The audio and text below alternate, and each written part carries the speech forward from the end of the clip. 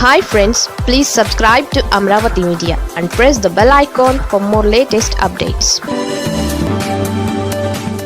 వైసీపీని వీడి ఎక్కడా ఎంట్రీ లేక ఎటూ కాకుండా పోయిన వాసిరెడ్డి పద్మ ఏపీ రాజకీయాలు ఆసక్తికరంగా మారుతున్నాయి. కూటమి ప్రభుత్వం ఏడాది పాలన పూర్తయింది. రాజకీయంగా పాలనా పరంగా కొత్త నిర్ణయాలకు కూటమి నేతలు సిద్ధమవుతున్నారు.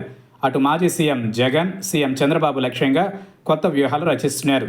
ఇదే సమయంలో కూటమి పార్టీలలో చేరికల విషయంలో సస్పెన్స్ కొనసాగుతోంది. వైసీపీ నుంచి వలసలు దాదాపు ఆగిపోయాయి. వైసీపీ నుంచి బయటకు వెళ్లిన నేతలకు కూటమిలో ఎంట్రీ సులువుగా దొరకడం లేదు. తాజాగా వాసిరెడ్డి పద్మ కూటమి పార్టీలలో చేరిక విషయంలో కీలక పరిణామాలు చోటు చేసుకుంటున్నాయి. వాసిరెడ్డి పద్మ వైసీపీలో కీలకంగా పనిచేశారు. జగన్ ప్రతిపక్షంలో ఉన్న సమయంలో అధికారంలోకి వచ్చిన తరువాత పార్టీ వాయిస్ బలంగా వినిపించారు.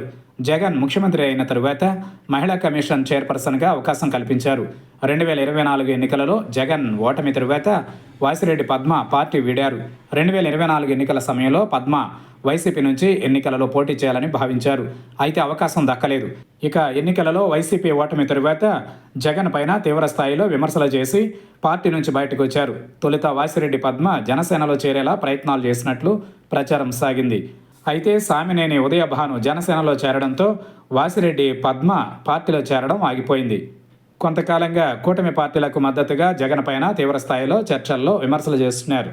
జనసేనలో అవకాశం లేకపోవడంతో టీడీపీలో చేరాలని వాసిరెడ్డి పద్మ ప్రయత్నాలు చేసినట్లు ఆ పార్టీ నేతల సమాచారం. ఇందుకోసం విజయవాడ ఎంపీ కేశినేని చిన్నితో చర్చలు చేశారు.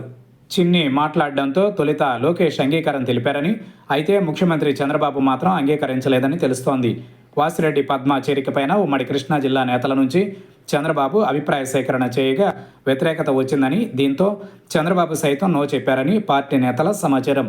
దీంతో వైసీపీకి రాజీనామా చేసిన వాసిరెడ్డి పద్మ ప్రస్తుతం టీడీపీ, జనసేనలో ఛాన్స్ లేకపోవడంతో ఇప్పుడు బీజేపీలోకి వెళ్లనున్నారని ప్రచారం జరుగుతోంది.